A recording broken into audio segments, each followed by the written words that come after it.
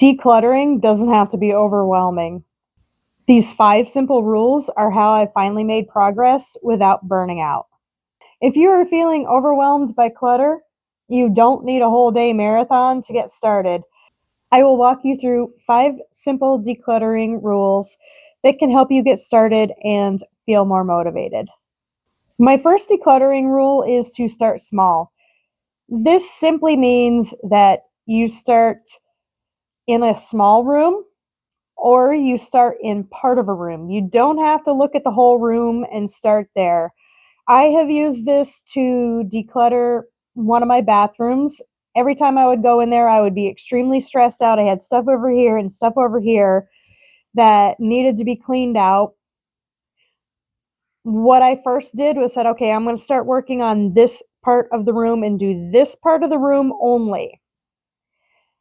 It took less time to declutter that part of the room, and then when I got done with that, I was like, wow, that feels so good. And then I was able to continue on to the other part of the room with the momentum that I had gained doing the smaller part. It was easy to see the progress on a smaller side of the room. Another thing that I do is I ask myself, when did I last use this? This gives me a good gauge to determine whether or not I will use the product again in the future. If I haven't used it or worn it or whatever with it in the past 6 to 9 months, more than likely I'm not going to use it in another year. That helps me determine whether I really need to keep it. Another rule that I use is to get rid of perfectly good stuff. Just because something is useful does not mean that it's useful to me. I have given myself permission to let go of perfectly good items if they can be donated or if they can be sold on Marketplace. I will do that. Otherwise, I will find another way to get rid of them, either for free or to just throw them away. That is rule number 3. Another trick that I use is what's called a time will tell bin.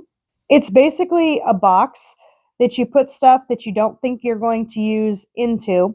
You put a date on it, close it up, and put it somewhere. And then when the date comes, you open it back up and you look and see what's in it. And it's easier to determine whether or not you need the item, because if it's been closed up in this bin with a date on it and you haven't needed it in the time frame that you set for yourself, you can get rid of it because you probably won't ever use it again. This helped me out when I moved into this house. There was a lot of random stuff left around the house, as I feel like is always left around when you buy a house. There's always stuff from the prior owner. And there were things that were obvious, not junk. Things that were like, oh, so maybe I can use this, maybe I can use this. So I put the items in a box and put a date on it. I forgot to come back to the box for a few years. Obviously, I didn't need anything in that box. And then when I did get around to opening it up, I was like, yeah, I didn't use any of these items or need to buy anything that would have replaced any of these items. There's probably a reason the prior owners left them around, so I ended up chucking it. That is the basic premise of what you want to do with what is called a time will tell bin. My next decluttering fast rule is the 3-second rule. This is where you make decisions very fast, within 3 seconds. Are you going to keep the item? What are you going to do with this item? You look at something and make a quick decision. You are more likely to not keep the item if you really don't want it.